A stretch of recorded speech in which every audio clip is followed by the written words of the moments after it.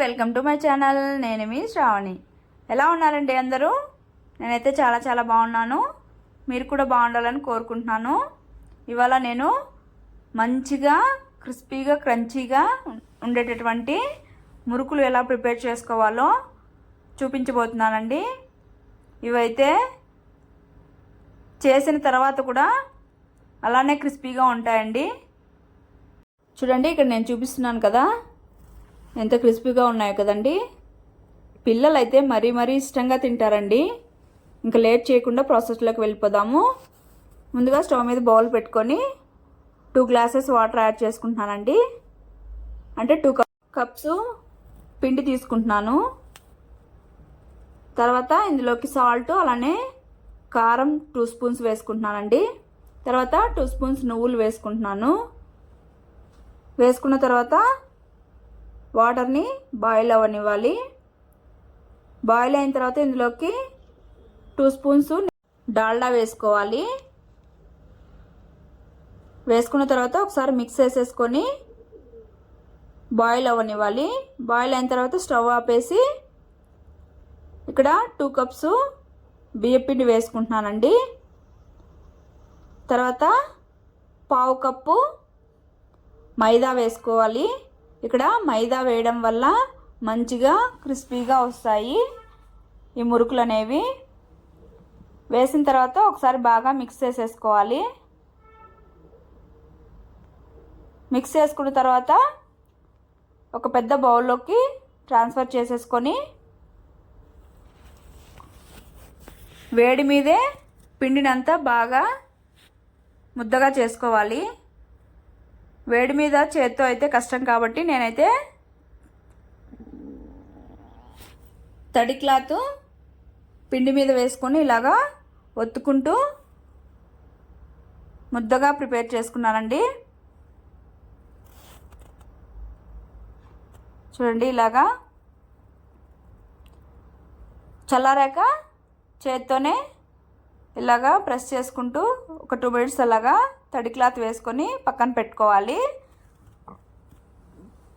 చూడండి, ఇక్కడ సరిపోతుందండి. ఒకసారి మళ్ళీ బాగా చేత్తో ఇలాగ ఒత్తుకొని మనం మురుకులు చేసుకుంటాం కదండి, ఆ తవ్వలు తీసుకొని నేనైతే ఇలాగా సింగిల్గా స్టార్ ఉన్నది తీసుకున్నాను. ఏ షేప్ అయినా చేసుకోవచ్చండి. తర్వాత కొద్దిగా ఆయిల్ గ్రీస్ చేసుకుంటున్నానండి. ఆయిల్ కాకపోయినా వాటర్ అయినా చేసుకోవచ్చు.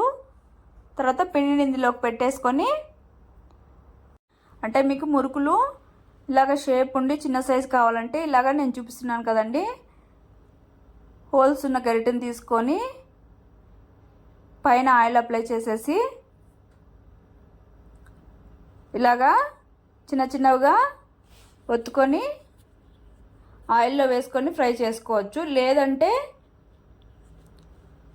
ఇలా వద్దు, చాలా టైం పడుతుంది అనుకునేటట్లయితే డైరెక్ట్గా ఆయిల్లో అయినా వేసేసుకోవచ్చండి. అంటే డైరెక్ట్గా పిండి వేసుకోవచ్చు.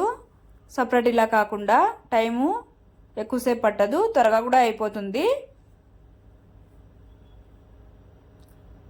షేప్ ఎలా ఉన్నా పర్లేదు కదండి, టేస్ట్ కావాలంతే కదా. సో ఈజీగా ఉండే ప్రాసెస్లో చేస్తే త్వరగా కూడా అయిపోతుంది. చూడండి, ఇలాగా ఒకేసారి మొత్తం ఒత్తేసుకొని ఫ్రై చేసుకోవడమే అండి. ఏది ఈజీ అనిపిస్తే అలా చేయండి. ఒకవైపు ఫ్రై అయిన తర్వాత ఇంకోవైపు టర్న్ చేసుకొని కుక్ అవనివ్వాలి. ఇదైతే హై ఫ్లేమ్లో అయితే అస్సలు ఉండనివద్దండి. మీడియం ఫ్లేమ్లో కానీ లో ఫ్లేమ్లో కానీ పెట్టుకొని మంటని కుక్ చేసుకోవాలి. కుక్ అయిన తర్వాత తీసి ప్లేట్లో పక్కన పెట్టుకోవాలి. అలానే నేను మొత్తం పిండి అంతా ఇలాగా వేసేసుకున్నానండి.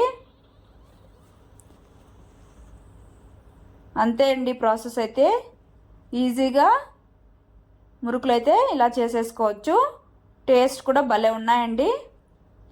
మా పిల్లలైతే బాగా ఇష్టంగా తిన్నారు. ఇంకెందుకండి ఆలస్యం, మీరు కూడా ట్రై చేసి మీకు ఎలా వచ్చిందో కామెంట్ సెక్షన్లో కామెంట్ చేయండి.